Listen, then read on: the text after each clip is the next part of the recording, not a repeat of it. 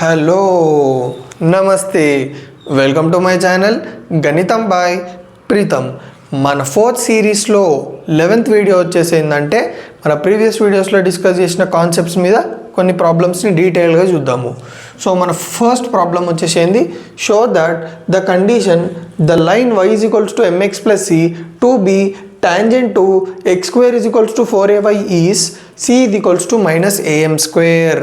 మనల్ని ఏం షో చేయమంటుంది ఇక్కడ చూడండి, ఒక పారాబోలా ఉందంట.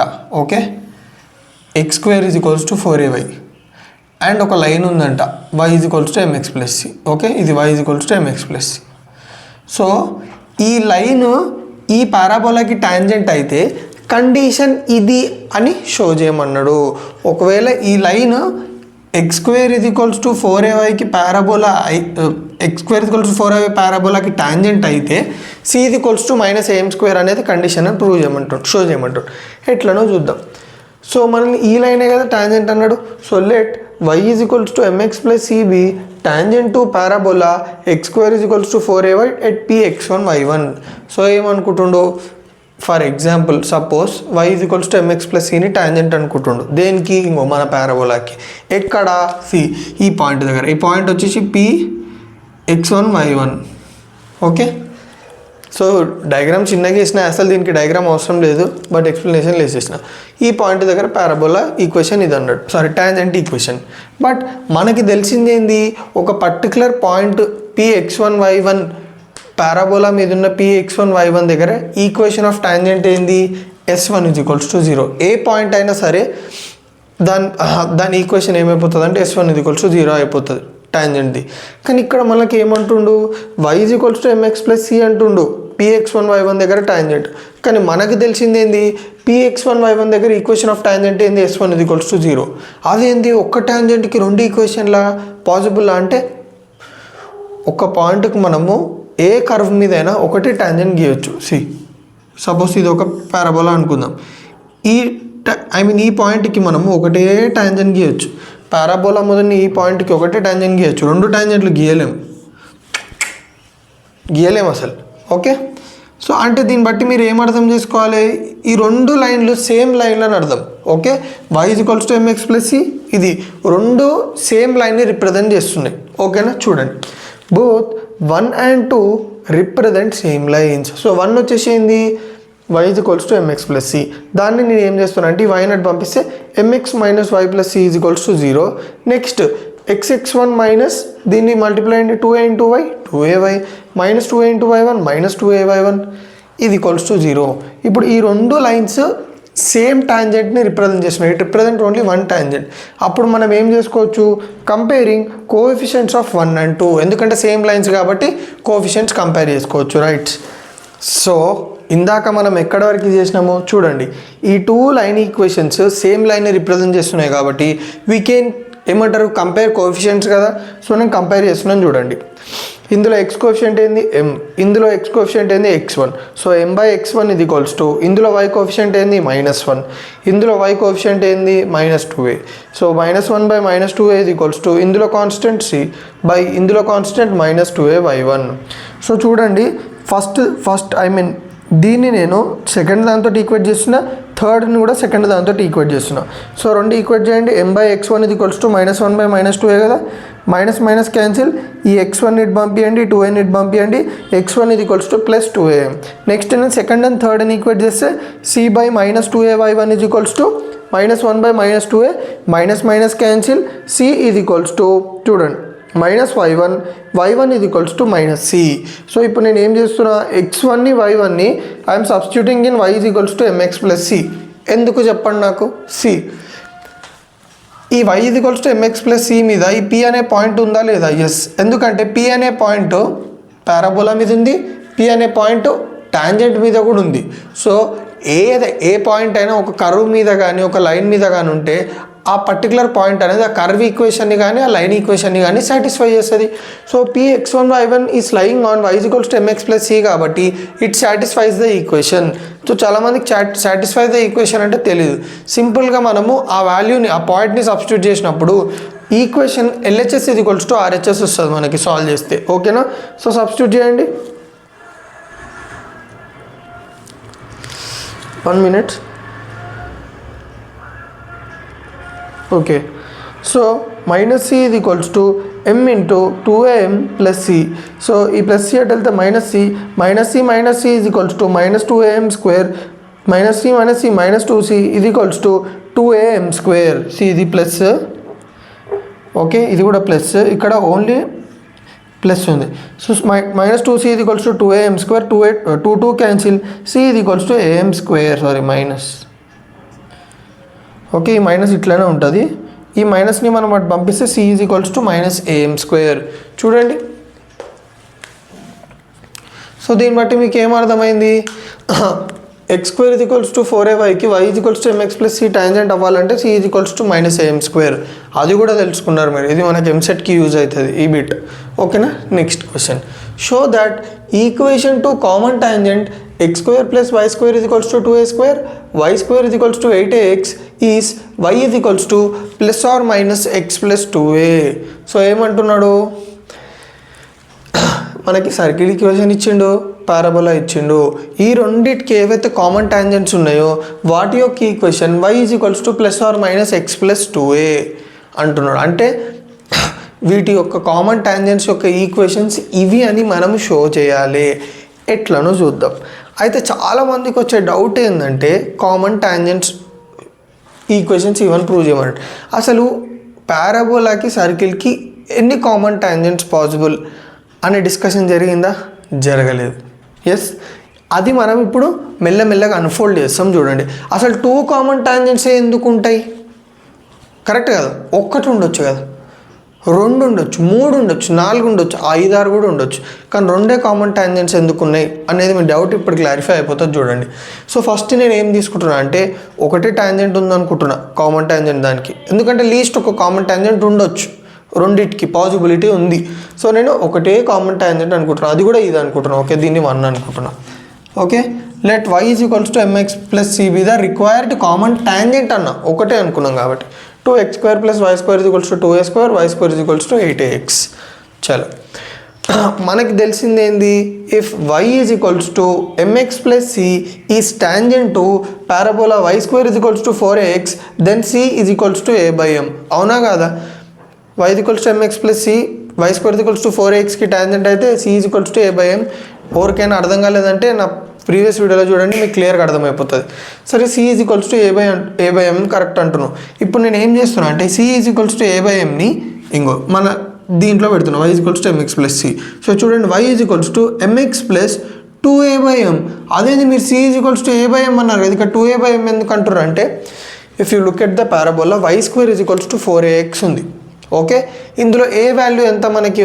అక్కడ parabola y square is equals to 4axకి మనం c is equals to a/m అనుకున్నాం. కానీ ఇక్కడ ఇచ్చిన పారాబోలా అయింది y square is equals to 8ax. Okay, ఇక్కడనే మీ డౌట్ నేను క్లారిఫై చేస్తాను. y square is equals to 8ax, దీన్ని మనము y square is equals to 4ax తోటి కంపేర్ చేద్దాం. ఓకే ఓకే, కంపేర్ చేస్తే మీకు ఏమర్థమైంది? సి y square is equals to 4 into 2a into x అని రాసుకోవచ్చు కదా. చూడండి, 8axని అంటే కింద దాంతో కంపేర్ చేయండి, 4 ఉంది. కానీ ఏ ప్లేస్లో నాకు ఏముంది? 2a ఉంది. అంటే దీన్ని బట్టి నాకు ఏమర్థమైంది? ఏ ప్లేస్లో నాకు 2a ఉంది కాబట్టి I'm taking in place of A I'm taking 2a అని అర్థం. సో మీరు కంపేర్ చేసుకుంటే క్లియర్గా అర్థం. 4 ఉంది, x ఉంది, నెక్స్ట్ ఎక్స్ట్రా మిగిలింది ఏంది? 2a. That is nothing but a అని అర్థం. ఓకేనా? Right. So y is equals to mx plus 2a/m. y is equals to LCM తీసుకోండి, m into m square x plus 2a/m. Next ఏం చేసిన m నెట్ పంపిస్తున్నా, my is equals to m square x plus 2a. తర్వాత ఈ my నెట్ పంపిస్తే minus my, m square x minus my plus extremely sorry plus 2a is equals to 0. Okay, right. ఇప్పుడు మనకి ఈ y is equals to mx plus c అనేది parabolic tangent అయితే ఇంకో ఇది దాని యొక్క లైన్ ఈక్వేషన్. సరే, if a line is tangent to circle then perpendicular distance is equals to radius. అయితే మీరు గమనించినట్టయితే ఈ పర్టికులర్ లైన్ అనేది పారాబోలాకి టాంజెంట్, సర్కిల్కి కూడా టాంజెంట్. అవునా కాదా? సో మనం ఫస్ట్ పారాబోలిక్ టాంజెంట్ అనుకున్నప్పుడు మనకు వచ్చిన ఈక్వేషన్ ఇది. కరెక్టా కదా?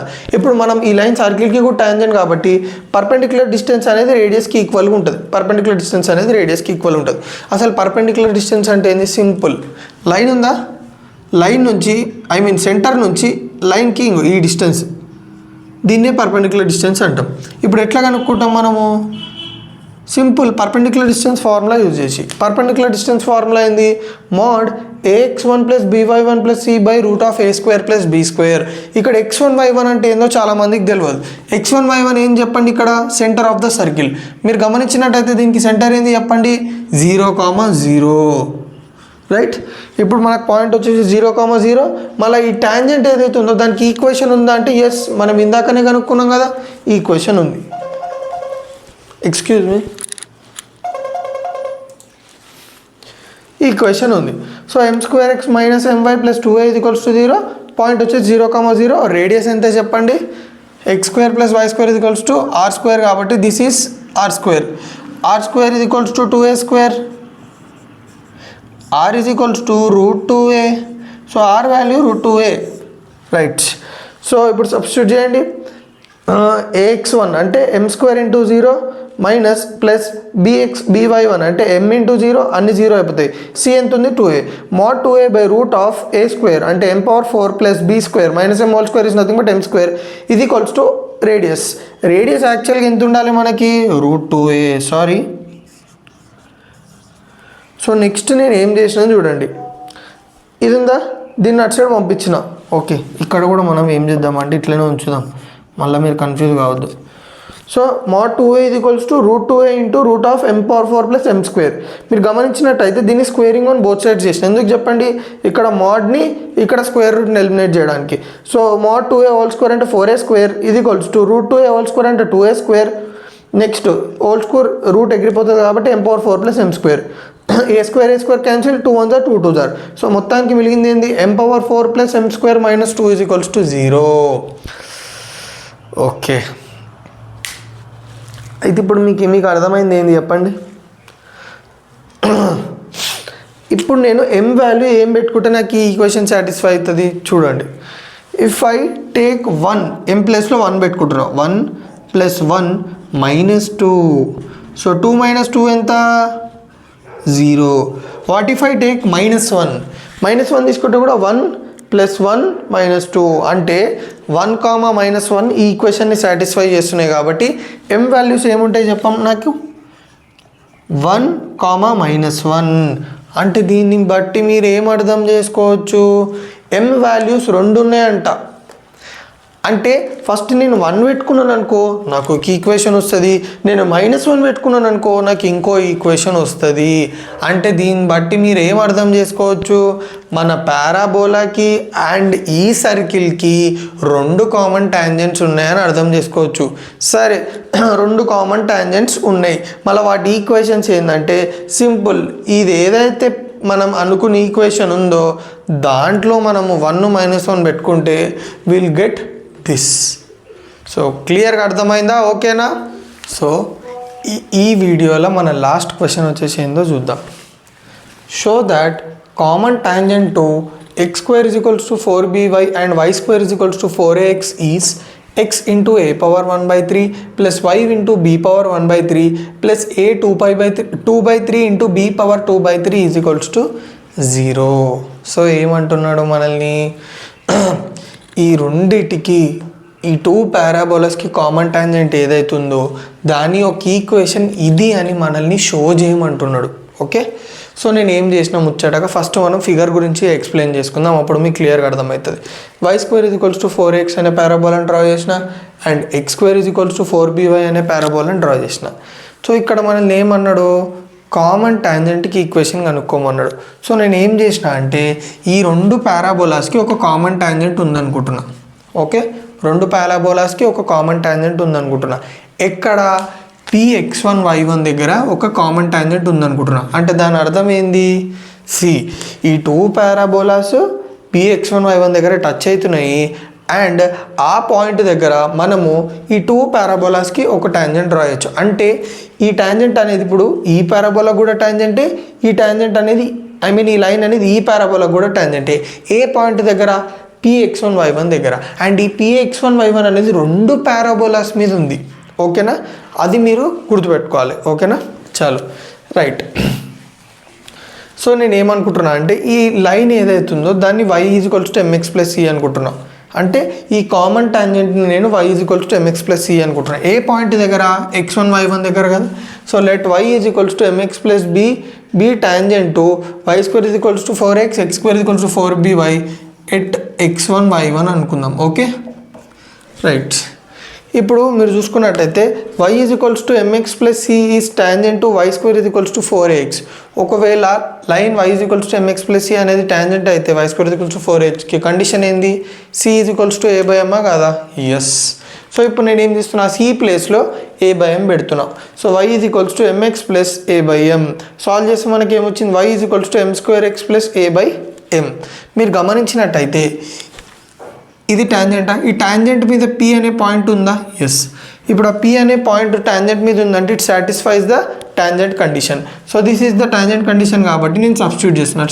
ఏం సబ్స్టిట్యూట్ చేస్తున్నా? x1 y1ని. So y1 = m² x1 + a/m. So x1 y1 అనేది టాంజెంట్ మీద ఉంది కాబట్టి నేను ఇది సబ్స్టిట్యూట్ చేసిన.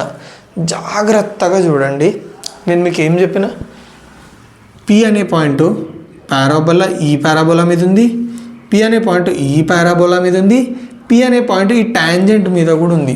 సో మొత్తం p అనే పాయింట్ అనేది మూడిటి మీద ఉంది. ఎట్లా చెప్పండి? ఇప్పుడు ఈ పారాబోలా టచ్ అవుతుందంటే రెండిటికి కామన్ పాయింట్ ఉంటేనే కదా టచ్ అయ్యేది. ఒకవేళ కామన్ పాయింట్ లేకపోతే ఎందుకు టచ్ అవుతాయి? ఈ రెండు టచ్ కాలేవు, ఎందుకంటే రెండిటికి కామన్ పాయింట్ లేదు. అదే టచ్ అవుతున్నాయి అనుకుందాం, ఒక కామన్ పాయింట్ ఉంటుంది కదా, అంటే x1, y1 అనేది అది కామన్ పాయింట్. ఇప్పుడు నేను ఏం చేసిన, ఆ కామన్ పాయింట్ దగ్గర టాంజెంట్ గీసుకున్నా, అందుకే అది కామన్ టాంజెంట్ అయిపోయింది. ఓకేనా రైట్. సో ఇప్పుడు ఇది x1 y1 అనేది ఈ పారాబోలా మీద ఉంటుంది, ఈ పారాబోలా మీద ఉంటుంది కాబట్టి నేను y1 = m² x1 + a/mని చూడండి x² = 4by మీద పెడుతున్నాను. ఎందుకంటే y1 ఎక్కడ ఉంటుంది? ఈ పారాబోలా మీద కూడా ఉంటుంది ఈ పాయింట్, అందుకే ఇందులో పెట్టిన. So x² = 4b into okay పెట్టేం కాదు, x1ని y1ని రెండింటిని సబ్స్టిట్యూట్ చేసిన. ఓకే, ఎందుకంటే చూడండి x1 y1 అనేది పారాబోలా మీద కాబట్టి రెండింటిని సబ్స్టిట్యూట్ చేసిన. చూడండి y = and x1,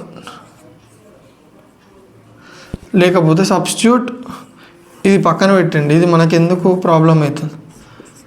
x1, y1 in x² = 4by. So x1² = 4b into y1 అంతే ఎంత ఉంది మనకి? y1 m² x1 + a/m. తర్వాత నేను ఏం చేసిన, ఇది ఇటు పంపించిన, అప్పుడు ఏమవుతుంది? mx1² = 4b into m² x1 + 4b into a is nothing but 4ab. తర్వాత mx1² = 4b m² x1 + 4ab. తర్వాత నేను ఏం చేసిన, ఇది ఇటు సైడ్ పంపించిన, mx² - 4b m² x ఈ + 4ab ఇటు వస్తే -4ab = 0. క్లియర్గా అర్థమైందా? పక్కానా? ఎస్, ఇక్కడ వరకు క్లియర్గా అర్థమైంది. సో ఇక్కడ మీరు జాగ్రత్తగా చూడండి, x² x అంటే it is quadratic equation in x. Okay, అంటే ఇట్ హ్యాస్ 2 సొల్యూషన్స్. అవునా కదా? క్వాడ్రాటిక్ ఈక్వేషన్స్ ఎన్ని రూట్స్ ఉంటాయి? 2 రూట్స్ ఉంటాయి, అంటే 2 సొల్యూషన్స్ కదా. సరే, ఇప్పుడు నేను ఏం చేస్తున్నా అంటే దీనికి డిస్క్రిమినెంట్ కనుక్కుంటున్నా. డిస్క్రిమినెంట్ అంటే ఏంది? b² - 4ac, దాన్ని డైరెక్ట్ = 0 చేసుకుంటున్నా. ఎందుకు? చాలామందికి ఏమంటారు, $1 million క్వశ్చన్, ఎందుకు = 0 చేసుకోవడానికి? ఎన్ని సొల్యూషన్స్ ఉన్నాయన్నాం మనం? 2 ఉన్నాయన్నాం. మీరు గమనించినట్టయితే ఎన్ని కామన్ పాయింట్స్ ఉన్నాయి మనకి? చెప్పండి, ఎన్ని కామన్ పాయింట్స్ ఉన్నాయి మనకి? ఎన్ని కామన్ పాయింట్స్ ఉన్నాయి ఈ పారాబోలాకి ఈ పారాబోలాకి? 1. అవునా కదా? ఒక నిమిషం.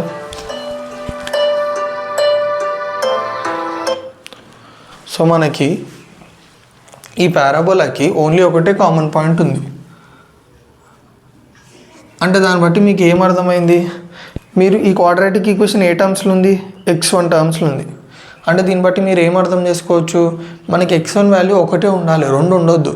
ఎందుకంటే ఇప్పుడు 2 వాల్యూస్ ఉన్నాయనుకో, దాని అర్థం ఏంది?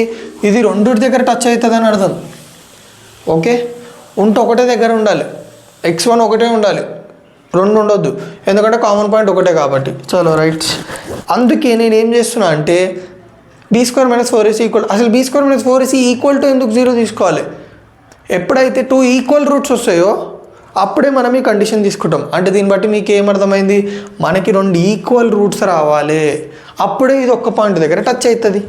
సో తీసుకుంటున్నా, b² అంటే b వాల్యూ ఎంత, 4bm² - 4bm² whole square minus 4ac అన్నాడు కాబట్టి మైనస్ 4 ఇంటూ a వాల్యూ ఎంత m, 4 into m into c value ఎంత 4ab మైనస్ 4ab.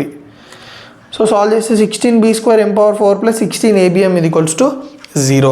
తర్వాత నేను ఏం చేసిన, కామన్ తీసిన, ఏం కామన్ తీసిన 16 b m తీస్తే నాకు ఏమొచ్చింది m³ b ప్లస్ a ఇది ఈక్వల్స్ టు 0. 16 అని పంపించిన, b అటు పంపించేసిన, ఎందుకంటే కాన్స్టెంట్స్ అవి lights. m into m³ b plus a ఇది ఈక్వల్స్ టు 0. మీరు చూడండి ఇది ఇంటూ ఇది ఉంది, ఐదర్ ఇదన్నా 0 కావాలి, ఇదన్నా 0 కావాలి. సో m ఇది ఈక్వల్స్ టు 0 చేసుకుంటున్నా. m 0 పాసిబులా? చూడండి m 0 పెట్టుకోండి, మొత్తం ఏమైపోతుంది, అసలు క్వాడ్రాటిక్ ఈక్వేషన్ అనేది ఎగ్జిస్ట్ కాదు. కానీ ఇక్కడ మనకు పాయింట్ ఉంది కదా, అంటే డెఫినెట్గా x1 should have some value, not 0. ఓకేనా? ఇప్పుడు x1 0 అయిందనుకో, వాట్ అబౌట్ y1? ఆ y1 మనకి a/m వస్తుంది, తప్పు. ఓకేనా? It cannot happen. అందుకే మనం ఏం చేస్తున్నాము, m = 0 అనే దాన్ని పక్కన పెట్టేస్తున్నాం. m³ b ప్లస్ a = 0 అనేది కన్సిడర్ చేస్తున్నాం. So m³ b = -a, m³ -a/b, m -a/b whole power 1/3. So నాకు m ఇది వచ్చింది. ఇప్పుడు నేను ఏం చేయాలి చెప్పండి, స్ట్రైట్ అవే ఈ mని if I substitute year, substitute చేయండి. y1 = -a/b whole square, whole power 1/3 whole square plus a/m అంటే ఏమొస్తుంది మనకి ఇంటూ x1. m అంటే ఏంది, -a/b whole power 1/2. Simple. y into -a/b whole power 1/2 ఇది equals to -a2/3 by b2/3 into x1 plus a. ఎటు పంపించుకుంటే మనకి ఏం రావాలి, b power 1/3. Okay 1/3, extremely sorry. So ఇప్పుడు మనకి ఏం మిగులుతుంది, మైనస్